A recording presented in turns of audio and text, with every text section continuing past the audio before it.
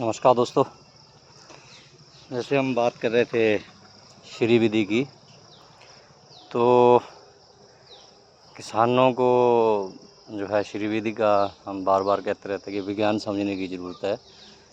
कोई फार्मूला नहीं होता कि ऐसे ही है। हाँ, मिल जाए तो अच्छी बात है कि पता चल जाता है कि कौन सी सही विधि है। तो गेहूं का हमें मिल चुकी है, धान की मिल चुकी है। 2017 से लगातार हम सिखाते आ रहे हैं, पर किया किसी ने नहीं है।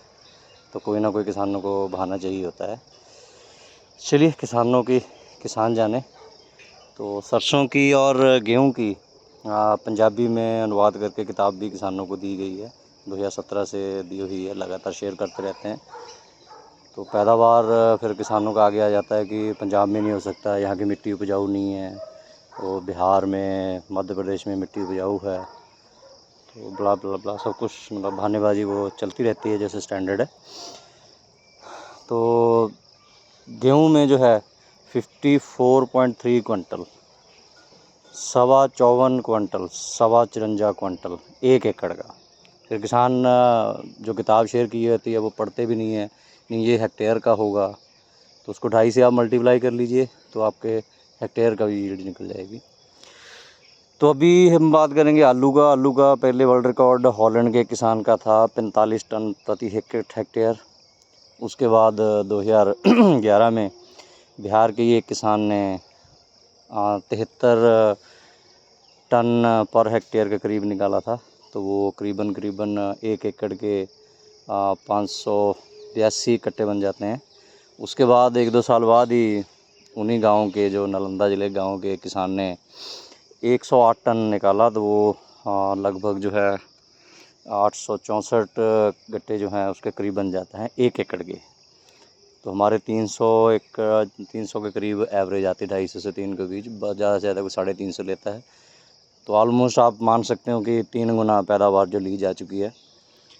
तो उसमें अभी प्रॉपर तकनीक नहीं है। हमारे भी कुछ किसानों को जिनको बताया था, 2018-19 में हमने यहाँ जालंधर में एक किसान, आलू के किसान के यहाँ प्रोग्राम किया था। तो उनको ये बताया था, तो उन्होंने बाद में बताया था कि आधा बीज उनका लगा है और 1.5 गुना पैदावार उनकी हो गई है। तो वो बीज का कारोबार करते हैं, आलू का बीज तैयार करते हैं।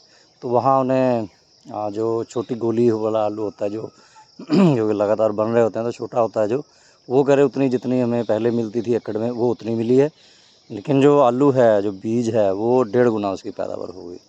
तो भी मैंने भी बगीची में ये 2-3 बेड तैयार किए हैं। तो ये एक करीबन 2 फीट चौड़ा बेड है। तो इस पर ज़िगज़ैग मैनर मतलब एक आलू यहाँ लगाया, एक यहाँ लगाया, एक यहाँ लगाया। तो ऐसे करके 10-10 इंच पे लाइन में एक दूसरे से फासला है, 10 से 11 इंच का फासला है। कोई मिनती नहीं की, अंदाजे से लगाया। तो ये इस बार तजर्बा करेंगे। फिर साथ के बेड पे जो हमने हैं 10-10 इंच पे लगाया है आलू। तो आप तजर्बा कर सकते हैं। 1 फीट पे, 2 फीट पे पानी, जो ऐसे बेड बनाने हैं कि पानी जो है बेड के ऊपर नहीं जाना चाहिए। तो ये चौड़ाई लगी हुई थी, इसका 1-2 बार साग बनाएंगे, ये बेड भी फ्री हो जाएगा। तो इसमें कुछ और लगाएंगे। हमारा आइडिया है कि आलू के बीच में सरसों लगाई जाए श्री विधि से। तो अभी किसान कई बार मुझे भी कहते हैं कि करके दिखाओ। तो हमने तो खेतों में करके दिखाया है, यहाँ बगीची में भी दिखा रहे हैं। तो आइडिया आपको जनरेट करना है कि कैसे उसकी अच्छे से खेती करनी है।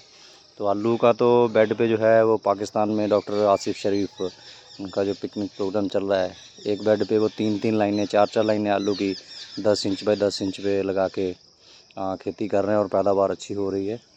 तो काफ़ी कुछ व्हाट्सएप ग्रुप्स में, फेसबुक पे शेयर किया है, आप वो पढ़ सकते हैं, इंटरनेट से जानकारी ले सकते हैं। तो जब तक आप खुद नहीं करोगे, सब चीज़ें जो है वो वही है कि वो मंत्र ही है, वो कभी उसको सच लगेगा नहीं। तो पीएयू तो मुझे लग रहा है कभी भी इसको मान्यता देगी नहीं, श्री विधि को।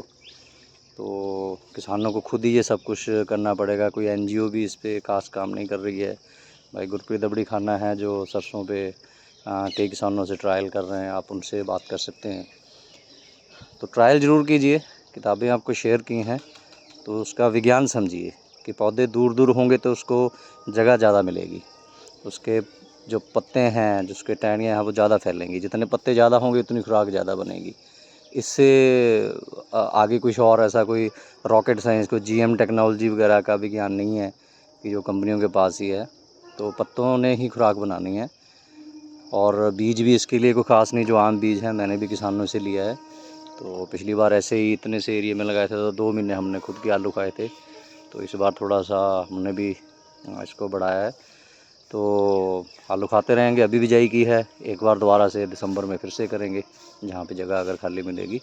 तो आप ट्रायल ज़रूर कीजिए। घर के लिए तो कम से कम उगा के देखिए, उतने में ही कीजिए। तो 1-2 साल घर के लिए उगाइए, फिर आप आगे कर सकते हैं। और बीज अपना तैयार करना है तो उसके लिए ये बहुत अच्छी विधि है। अगर कम बीज लेके, बीज महंगा होता है, जो आम खाने वाला आलू सस्ता होता है, बीज लेकिन महंगा होता है। तो बीज अगर आपको अपना तैयार करना है तो यहाँ से भी आपको जो बीज तैयार करने के लिए जो बीज मिलता है, तो वो बीज लेके उसकी श्री विधि कीजिए। देख लीजिए आपको कितना एकड़ का बीज चाहिए, 1 एकड़ में कितनी पैदावार आती है, तो उसका एरिया कैलकुलेट कर लीजिए। तो 1 कनाल में, आधी कनाल में आप बीज लगाने के लिए SRA विधि से देखिए, तो जितनी नॉर्मल पैदावार होगी, अगर 1.5 गुना, अगर 20% भी ज़्यादा आती है, तो आपका एकड़ का बीज आसानी से तैयार हो जाएगा। तो ये ट्राई कीजिए। और आलू के बीज की ट्रेनिंग लेनी है तो आप जलंधर में जो CPRS है, सेंट्रल पोटैटो रिसर्च स्टेशन है, केंद्रीय आलू खोज संस्था सेंटर है, तो वहाँ आप संपर्क कर सकते हैं। हमारे साथ कुछ किसान जो हैं, वहाँ से उनका YouTube चैनल है इंजीनियर सुखविंदर सिंह जी का, तो मैसेज लगाया था। काफ़ी किसान जो हैं, बठिंडा तक के किसान जलंधर आके ट्रेनिंग ले चुके हैं। तो आप भी वहाँ से ट्रेनिंग ले सकते हैं। धन्यवाद।